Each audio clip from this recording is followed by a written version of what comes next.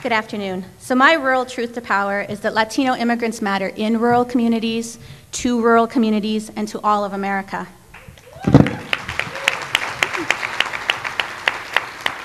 Just to start out with some statistics, data from the recent Census Bureau's 2006 American Community Survey finds that nearly 3.2 million Latinos live in rural areas of the country, comprising about 6.3% of the nation's non-metro residents. I, however, live and work in Minnesota, a state that is typically characterized as a largely white state with very little ethnic or racial diversity, a representation that's not altogether undeserved. Data from the 2000 census shows that the majority of Minnesotans are white, about 89.4%. During the 1990s, however, the Latino population increased by 166%, the ninth fastest gain when compared with all other states and the highest rate in the Midwest. Minnesota, however, is not alone. 9 states, including Washington, Oregon, Idaho, Nebraska, Kansas, Oklahoma, Michigan, Illinois, and Georgia now have over 50,000 Latinos living in rural areas of their state. Unlike the often cited statistics about outmigration and the declining populations in rural areas, the 2000 census shows that Latinos account for 25% of all non-metro growth during the 90s.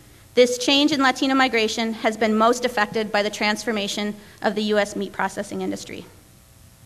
Far from random and haphazard, the movement of Latinos to rural communities has almost exclusively been due to jobs. Meatpacking, poultry processing, corporate dairies, and traditional agriculture fieldwork are just a few of the types of employment which Latinos have been heavily recruited to. Over the last 2.5 years of my life, I've had the great privilege of working with Latino immigrant communities in Minnesota, Iowa, Oregon, and Idaho. In a community interview process, we asked rural Latinos what they most liked about their new homes, and they told us it was peaceful, tranquil, and safe. When asked about their greatest hopes and dreams for their community, they told us education, activities for youth, diversified employment, and safe immigration. At the time, these hopes and dreams seemed attainable. Yet now, after living and working through 4 immigration raids, 1 in each of the states I've worked in, I wonder.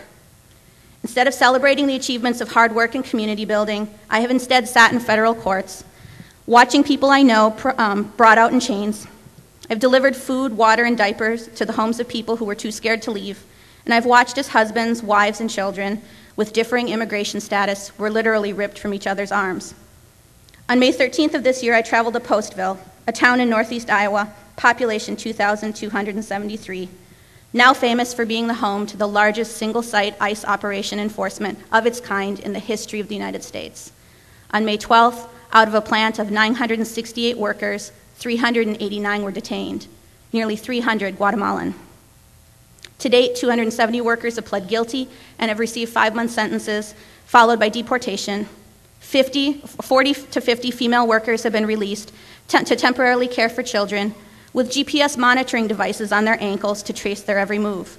Hundreds of families in this small town are suddenly without income, job prospects, or spouses as they await court dates. It's estimated that the humanitarian needs of these families will reach over $670,000. How and where will a small rural community get these funds? And what will they do when just under 1/4 of their population is no longer able to pay rent or grocery shop, let alone attend school or even remain in the community? The ripple effects are huge, and it's not just going to affect Latinos. In many, many rural communities, Latinos and Anglos live side by side with each other in ways that are wholly unique to rural realities. The prosperity of Latinos and Anglos living in rural communities is inextricably linked and calls for a careful examination of our federal immigration policies. The United States is committed to principles of democracy and fairness, yet hundreds, indeed thousands of Latinos are detained and deported through massive ICE raids, tearing small towns and rural communities apart in the process. Current U.S. immigration policies do not address this reality, nor do they address the many contributions that Latinos make in communities all over the United States on a daily basis, and especially in rural areas. These actions weaken the social and economic fiber of our rural communities and threaten the quality of life for non-immigrants and immigrant communities alike.